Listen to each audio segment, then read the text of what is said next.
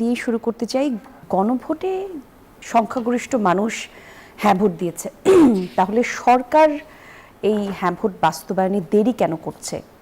নির্দিষ্ট কি কারণ একদম সোজা করে সহজে যদি জনসাধারণের জন্য বলতেন।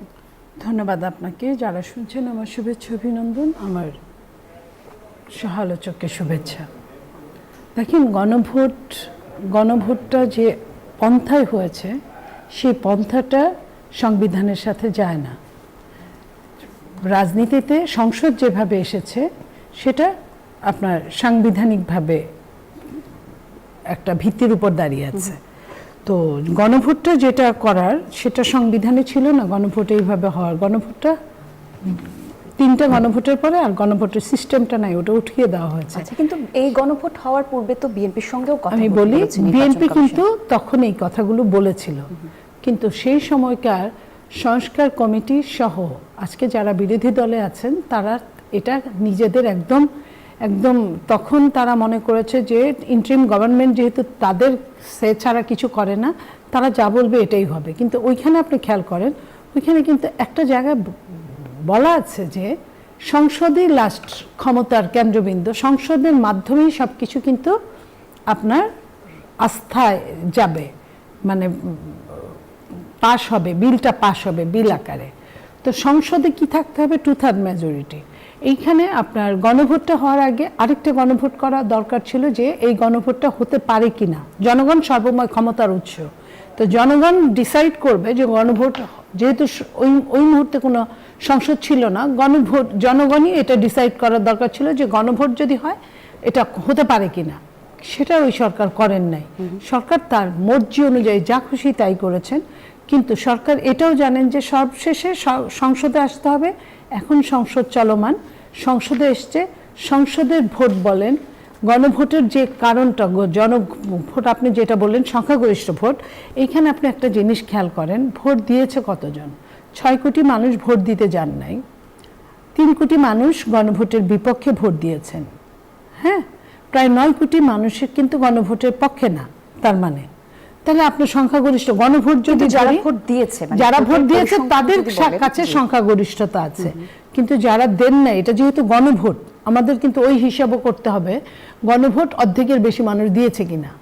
তো যে মানুষটা ভোটই দিতে যায় না সেটাও কিন্তু এটার সাথে ইনক্লুড হবে। এই কারণে এটা গণভোট, এটা সাধারণ নির্বাচন না যে যে কয়েকজন উপস্থিত থাকবে সেই কয়েকজনের উপর ডিপেন্ড করবে।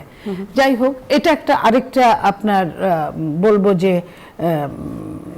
মানে সংবিধানের বাইরে তো অবশ্যই, তারপর আরেকটা যে কত মানুষের কিন্তু এটা আছে। বিএনপি তো নির্বাচনের আগে থেকেই জানতো। তারপরে আমি বলি আপনাকে, আইনি এবং সংবিধানের যে বিষয়টা বললেন, বিএনপি শুধু এটা বলেছে তা না, বিএনপি ওইটাও বলেছে যখন বিএনপি যে সনদ, জুলাই সনদ যেটাকে বলা হচ্ছে, জুলাই সনদে সিগনেচার করেছে, সেখানে নোট অফ ডিসেন্ট ছিল, কিন্তু যেটা সরকার প্রধান ইন্টারিম যেটা ঘোষণা করেছিল এবং 4টা প্রশ্ন দিয়ে বলেছিল হ্যাঁ অথবা না ভোট, সেগুলো কিন্তু বিএনপি বলেছিল যে এইখানে আমরা সিগনেচার করি নাই, আমাদের সাথে প্রতারণা করা হয়েছে এবং এটা আমরা মানি না। বলার পরেও কিন্তু ওই সরকার কোনো কিছুই কর্ণপাত করে নাই, তারা তাদের মতো করেই চাপিয়ে দিয়েছে। তো তাদের মতো করে যখন চাপিয়ে দিয়েছে, বিএনপির মুহূর্তে কিছুই বলে না, কারণ বিএনপির সামনে এবং বাংলাদেশের জনগণের সামনে একটা নির্বাচন ছিল, নির্বাচনটাই মেন, অন্য কিছুই মেন না। তো নির্বাচনটা করার আগ পর্যন্ত বিএনপি প্রতিবাদ করেছে, বিএনপি কোনটা ঠিক কোনটা বেঠিক বলেছে, কিন্তু বিএনপি এর চেয়ে বিএনপির হাতে আর কোনো ক্ষমতা নাই। এই কারণে যে বিএনপি সহ সবাই মিলে ওই ইন্টারিম সরকারের সাথে একটা ইন্টিমেসি ছিল যে সরকার বানানোর ক্ষেত্রে, সেজন্য কিছু বলে নাই যে এই সরকার যেহেতু অনির্বাচিত তার সাথে কথা বলে লাভ নেই, সময় আসলে যদি 2/3 মেজরিটি যারাই পাবে তারা এটাকে নিয়ে দেখভাল করতে পারবে যেটা, এবং কোথায় কোথায় নোট অফ ডিসেন্ট আছে, এবং নোট অফ ডিসেন্টগুলো নিয়ে এখন কথা হচ্ছে, কাজ হচ্ছে। 133টি যে সংস্কার হয়েছে সেগুলো নিয়ে কাজ চলছে। তো আমার মনে হয় যে এটার সাথে গণভোটের কোনো অবস্থান নাই। গণভোট হলেও আপনার 2/3 মেজরিটি যেটা করবে, হা জয়যুক্ত হয়েছে অথবা না জয়যুক্ত হয়েছে সেটাই হবে। ধন্যবাদ আপনাকে। রাশেদ প্রধান, নিশ্চয়ই আপনার অনেক কিছু বলবার আছে চৌধুরী মনির প্রশ্নের উত্তরের পর। আমি আসলে সংযুক্ত করতে চাই, আপনারা কি মনে করছেন বিএনপি কেন গণভোটের রায় বাস্তবায়ন করতে চায় না? এতে তাদের রাজনৈতিক বাধা কোথায়? দেখুন, বিএনপি সংস্কার জিনিসটাই চায় না। আমি যদি এক লাইনে বলি তাহলে বিএনপি সংস্কারই চায় না। আপনি যদি সর্বশেষ সালাউদ্দিন সাহেবের বক্তব্য শুনেন তাহলে উনি ওখানে স্পষ্ট করে বলেছে সংবিধান সংস্কার করার জিনিস না, সংশোধন হতে পারে, অমুক হতে পারে, তমুক হতে পারে। উনি বিজ্ঞ শিক্ষক, আমাদের সবার ক্লাস নেন, তো ওইভাবে উনি বলেছেন। অথচ আমরা এই সালাউদ্দিন সাহেবের মুখে শুনেছি ভোটের আগে যে কোনো আইন বাধা দিতে পারবে না, হ্যাঁ যদি জয়যুক্ত হয় আমরা সংসদে যে সবাই মিলে এটা বাস্তবায়ন করব। জনাব তারেক রহমান ভোটের আগে বলেছে আপনারা দয়া করে শব্দটা খেয়াল করবেন, হাতে ভোট দিবেন, হাকে জয়যুক্ত করবেন। কবর জিয়ারতের পর উত্তরাঞ্চলে যে এবং বিএনপির যত নেতা ছিল আপনি খেয়াল করবেন যখন জুলাই সনদ তৈরি করা হলো স্বাক্ষর অনুষ্ঠানে সালাউদ্দিন সাহেব এবং মির্জা ফখরুল ইসলাম আলমগীর ছিল, হাসি মুখে তারা স্বাক্ষর করেছে। তারপরে আদেশ হয়েছে, কোনো আপত্তি নেই, অধ্যাদেশ হয়েছে, কোনো আপত্তি নেই।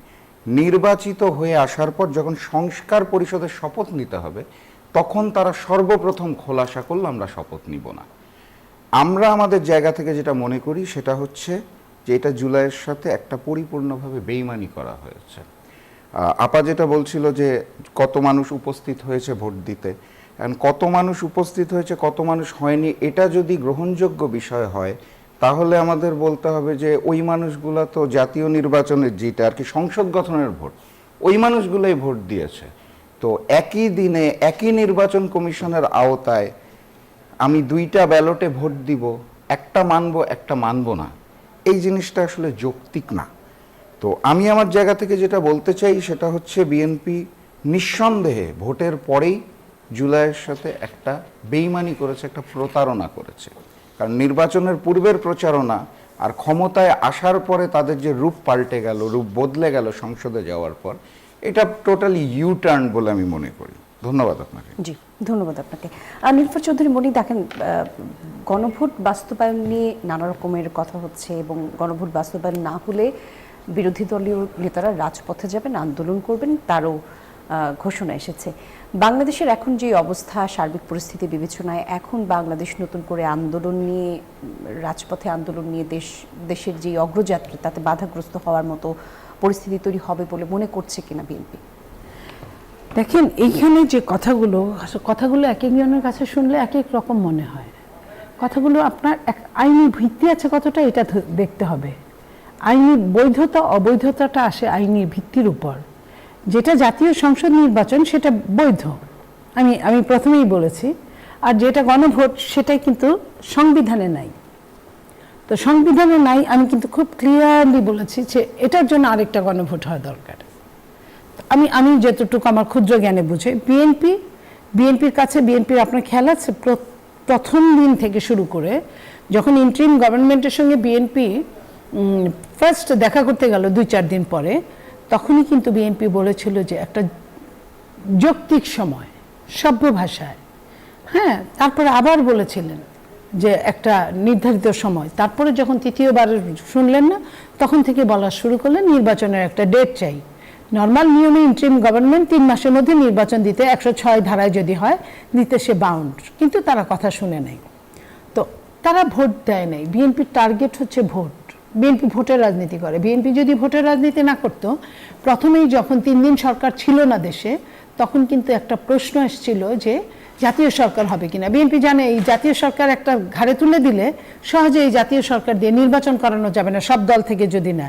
বিএনপি কিন্তু তখন বলেছিল যে না, জাতীয় সরকার না, একটা এই দেশের বুদ্ধিজীবীদের দিয়ে একটা সরকার গঠন করলে আমাদের কোনো সমস্যা নাই, ফাইন। এখন আপনার কথা হলো যে এই যে একটা সরকার আসলো, 1.5 মাস সরকারের বয়স, সেই সরকার আসার সাথে সাথে প্রথম দিন থেকে রমজান শুরু, তারপরে যুদ্ধ, বৈশ্বিক যুদ্ধ থেকে শুরু করে দেশে অর্থ নাই, দেশে টিকা নাই, দেশে আপনার অনেক সমস্যা, হ্যাঁ। যে সমস্যাগুলো নিয়ে আলোচনা করা সবচেয়ে বেশি দরকার, সেখানে যখন এই কথাগুলো নিয়ে আলোচনা হচ্ছে গণভোট, তার মানে একটা শ্রেণী চায় না এই দেশের গণতন্ত্রটা টিকে থাকুক, ভালোভাবে থাকুক। আপনার 72-এর সংবিধানে তো কোনো দোষ করে নাই। আমি আজকে যার সাথে টকশোতে বসেছি তার বাবার সাথে আমার খুব ভালো সম্পর্ক ছিল। উনি সারা জীবন যে পুরখা রাজনীতি করেছেন, উনি নিজেও 72-এর সংবিধানের বাইরের লোক ছিলেন না। 72-এর সংবিধান কোনো দলের না, ৭২ সংবিধান বাংলাদেশের, যারা বাংলাদেশকে ধারণ করে, লালন করে। তো আমি মনে করব যে ওই জায়গাটায় আমাদের বেসিক জায়গাটা এক থাকা দরকার। কারণ এই দেশটা আমার যতটুক, আপনার ঠিক ততটুক, আমার সহ আলোচকের ঠিক ততটুক। জি। তো সেই জায়গা থেকে আমরা মনে করি যে আমাদের সবার কাজ করার জন্য এই 1 মাস 1.5 মাসের মধ্যে যদি আপনি আন্দোলনে মাঠে নামেন, তাহলে যাদেরকে আপনারা সবাই মিলে বিতাড়িত করেছি তারা কিন্তু আবার ঢুকে যাবে। জি, ধন্যবাদ। ঢুকে গেলে কি হবে? আমার দলটা বড় দল, আমি হয়তোবা গুম খুন আগেও অনেক হয়েছে, আমার এখনো অনেক হলেও আমি কোনো মতে টিকে থাকবো, সার্ভাইভ করব।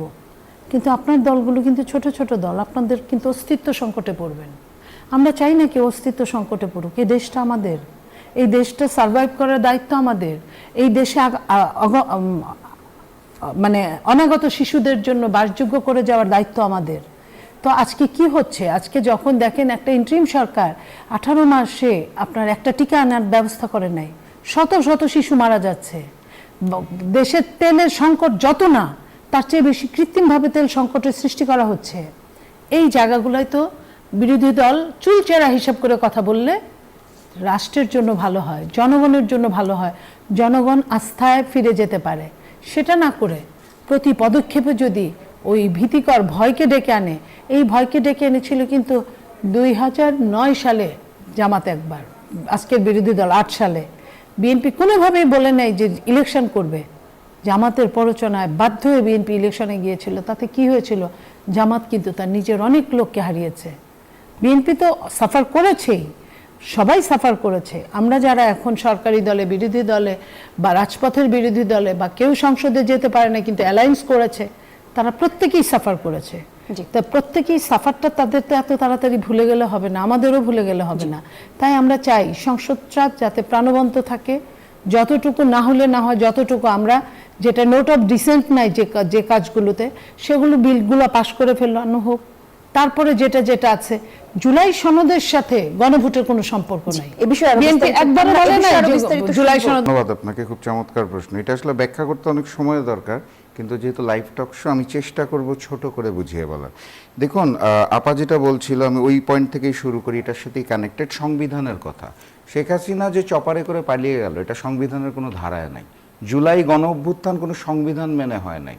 আমরা যখন রাজপথে ছিলাম, আপাও ছিল, বিএনপির লোকজনও ছিল, সবাই একসাথেই যখন ছিলাম, ওটা কোনো সংবিধান মেনে হয় নাই। তো সালাউদ্দিন সাহেব যেটা বলে যে ইমোশন দিয়ে দেশ চলে না, ইমোশনটা ছিল বলে ইমোশনের সাথে লজিক কানেক্টেড হয়েই আজকের বাংলাদেশ। আর সর্বশেষ পয়েন্ট এটা নিয়ে, সেটা হচ্ছে শহীদ প্রেসিডেন্ট জিয়াউর রহমান যে গণভোটটা দিয়েছিল, সেইটাও কোনো সংবিধানে ছিল না। সেটাকে আমরা রেসপেক্ট করব, এখন করব না, এটা হতে পারে না। এখন আমরা বর্তমান যে বাংলাদেশটা দেখতে পেয়েছি, অনেকগুলো অধ্যাদেশ জারি করা হয়েছিল গুম নিয়ে, খুন নিয়ে, মানবাধিকার নিয়ে, পুলিশকে নিয়ে, কোর্টের বিচারক নিয়োগ নিয়ে। আমরা দেখতে পেলাম বিএনপি আসার পরে যে সংস্কার পরিষদ গঠনের শপথ যেমন নিতে রাজি না, তারা অন্তর্বর্তী সরকারের এই সংস্কারমূলক যে অধ্যাদেশগুলো ছিল, এগুলো সব বাতিল করে দেওয়া শুরু করেছে। এবং এই বাতিলগুলোর মাধ্যমে আলটিমেটলি স্বৈরাচার হয়ে ওঠার পথটা উন্মুক্ত হয়ে যায়, 1 নাম্বার। 2 নাম্বার হচ্ছে এই যে জুলাই সনদ বাস্তবায়নের জন্য শপথ না নেওয়া, এইখানেও সংস্কারগুলো আটকে গেল, দ্বিতীয়ত। তৃতীয়ত, যেই বিএনপির 31 দফা রাষ্ট্র কাঠামো মধ্যে প্রথম পয়েন্ট হচ্ছে সংস্কার পরিষদ গঠন, সেটাকেই তারা অস্বীকার করলো। এরপর আপনি দেখবেন তারা ক্ষমতায় আসার মাত্র জনগণের ভোটের অধিকার কেড়ে নিয়ে প্রশাসনিক বিভিন্ন জায়গায় নিজস্ব দলীয় লোকজন বসানো শুরু করে দিল। এমনকি বিশ্ববিদ্যালয়ের ভিসিকেও তারা সরিয়ে দিতে বাধ্য হয়েছে। অর্থাৎ স্বৈরাচারের যেই সকল চরিত্র থাকা প্রয়োজন, সকল চরিত্রের গুণাবলী বিএনপি 1.5 মাসের মধ্যে অর্জন করে ফেলেছে। আপনি খেয়াল করবেন যে বিএনপি বারবার বলে যে আমরা মব কালচার পছন্দ করি না, আর অ্যালাউ করব না।